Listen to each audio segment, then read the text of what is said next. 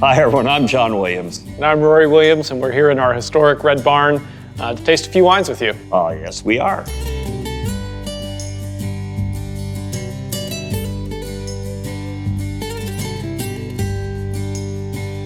First up, we got our Sauvignon Blanc. You know, it's one of the first grapes to come in every year. It's one of the first grapes we're out there pruning in the winter, and it's just one of those, the grapes really kind of sits with you for the whole year. I know from personal experience that there's nothing that tastes better at the end of a hot day out in the vineyard than a cold glass of Sauvignon Blanc. Well, Sauvignon Blanc is so wonderful because it goes with so many foods. It's a great drink when you get home. It's really a lot of fun. So, but yeah, I take a lot of pride, Dad, in the way that we approach Sauvignon Blanc, which is to take it quite seriously. Well, after 40 years, we're still trying to make the wine better and still pushing each other a little bit. It's pretty cool. Sure. I really like what the Lise is doing to this. And you know, we had that trip to Sancerre, the home in France of Sauvignon Blanc. We were inspired by some of the wines we tasted over there and brought a little bit of that back with us, and really kind of fun. Always trying to make it better. You know, the Sauvignon Blanc, despite being with us for so long, you can't rest on your laurels with this wine. So very, very happy with this. Yeah, I'm fired up to have you guys try this because we're really loving this.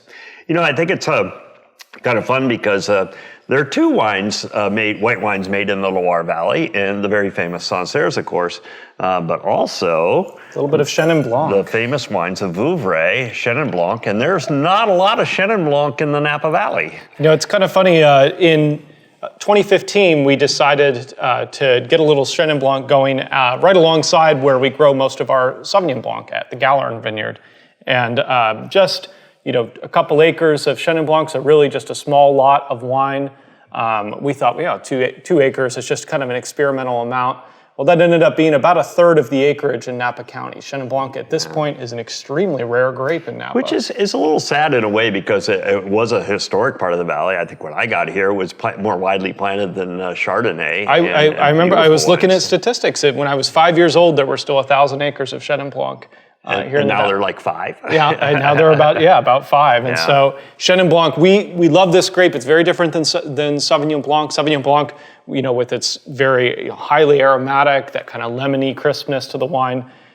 Chenin Blanc is much more about texture. This has this kind of beautiful, waxy honeycomb kind of it really character. Is textural, isn't it? Yeah. This is a wine that needs air, needs to open. Is a little bit more full-bodied than the Sauvignon Blanc, but it has that same kind of crispness to it. And I think that allows it to really be extremely flexible with food, which, you know, we end up drinking a lot of our own wine and usually with food. So it's well, that's why we make it so good. We drink more of it than anyone else. Otherwise, it'd just be a terrible experience. But we're loving the Chenin. You know, when it starts to open up, you get these kind of, you know, some of that waxy aroma, but also this kind of white flowers and flower petal. Did you say honeycomb? Yeah. Yeah, I'm really totally getting that. Yeah, totally getting that. And so fun, yeah.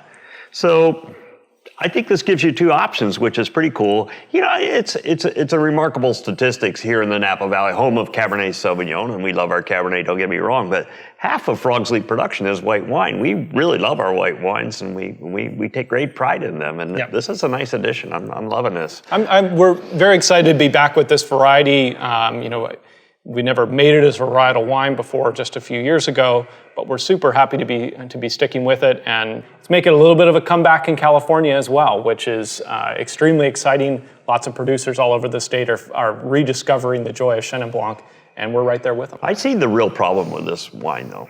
Uh-oh. And then that's that little half bottle. I mean, that's gonna. We're gonna be fighting over that. Well, we have solutions to that as well. You know. Yeah, there's another one. Good, I love it. But as a preview, nothing better than a delicious half bottle. This is like a little taster thing here. I love it. Yeah, nice. What else you got? Zinfandel. Oh, great, fantastic.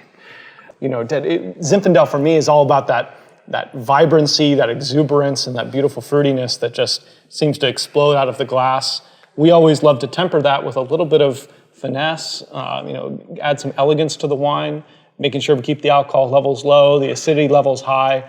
that's been your style of Zin for forever. Yeah, you got to drink this. And I love some of the innovations in this wine, too. And this wine is more than 50% of it is aged in those small concrete casks we have. And I think that has really not only kept the aromas very fresh in this wine, but it has built texture in this wine, too. And I'm loving what we're doing with concrete. Yeah, when you smell this wine, Zinfandel, we've found that if you put too much new oak wood on it, too many new oak barrels on it, it tends to kind of mute the wine and really kill it and gives it just a sort of boring, oaky kind of feel.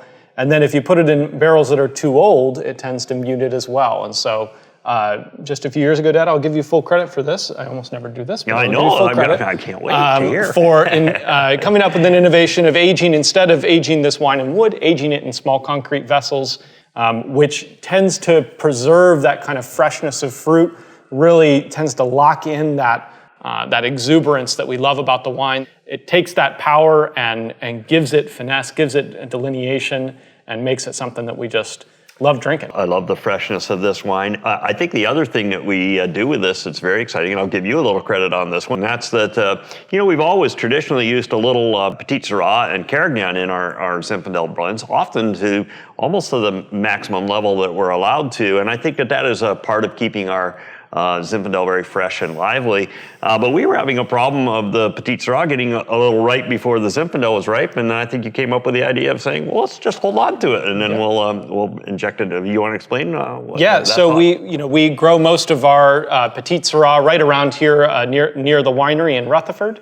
Most of our Zinfandel, actually all of our Zinfandel, grows in St. Helena, which is just about 5 miles to the north of us. That doesn't seem like a big difference, but it can make a huge amount of difference in the way that the grapes ripen.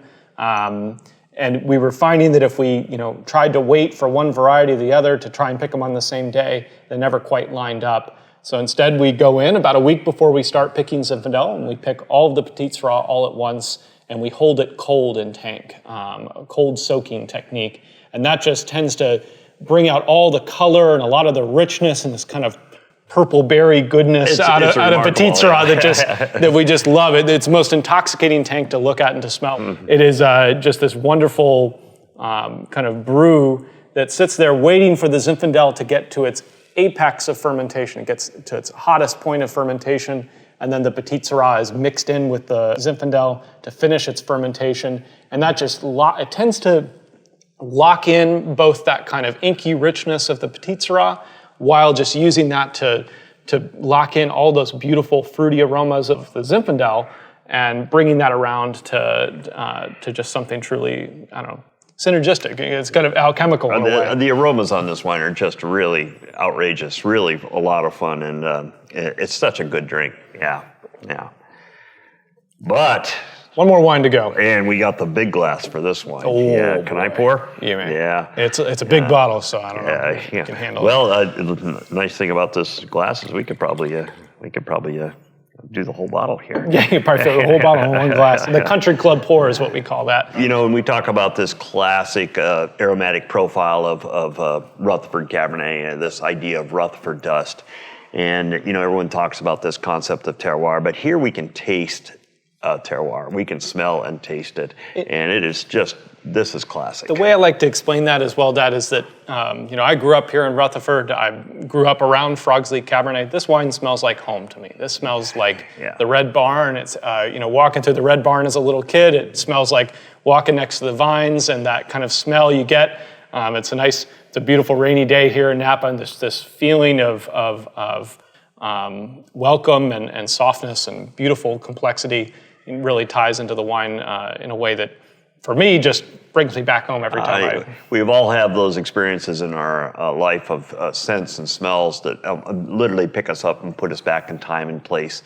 And the greatest wines in the world have this tremendous power of transporting you back to where they were made, their home, and taking you right along with them. And that's what this is. It's like a free trip to Rutherford every time you smell and taste this wine, because it is so classically of its place. And I will say it also has the added benefit of tasting pretty darn good. Yeah, well, there is that too. Yeah. Which, I guess is job one, right? We're here rhapsodizing about. It smells like home, and home is a really cool place.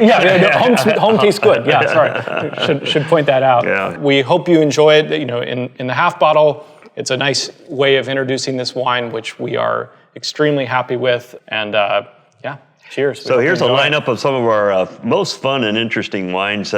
We hope you enjoy them. We sure are. And we're going to finish off the rest of the bottles. Yeah. Here's to you all. Take care.